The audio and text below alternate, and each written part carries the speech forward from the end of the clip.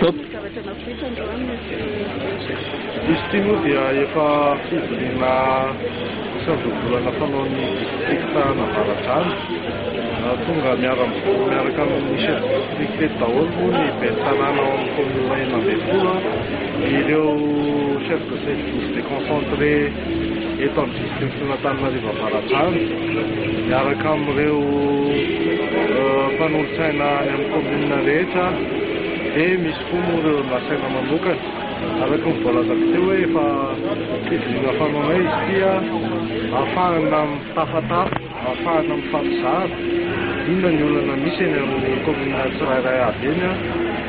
Eo ihany koa moa izay misy ireo atongavan'ireo chef de service déconcentré amin'ny fanjakana ireo ahafahana mamaha ireo olana samihafa misy eny amin'ny commune, na resaka fanjiam-pahalemana izany, na resaka fampianarana izany, na resaka fahasalamana izany.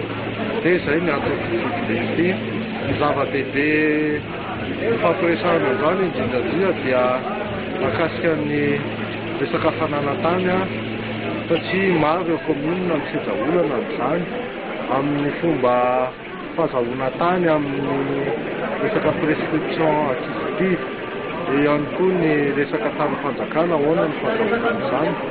Zava-dehibe afaka resahana androany ihany koa ny resaka fanisana mponina ny RGPH3 izay efa nekeny filan-kevitry ny ministra farany teo moa, dia fanetanana koa no natao androany mba natanterahany commune ny izany fananganana indrindrandrindra ny arrêté communal mamaritra an'izany recensement de la population izany.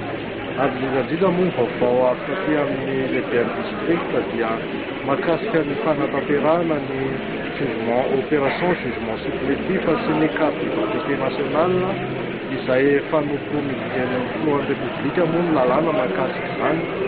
Eo ihany koa ny mahakasika ny arrêté régional izay manamafa efa misy izany zao ny fiche individuelle de l'identité ka efa afaka manjifa an'izany ao amin'ny faritra Analamanga ny boriboritany fanjakana izay iarahan'ny miasa moa izany amin'ny commune tsirairay aby.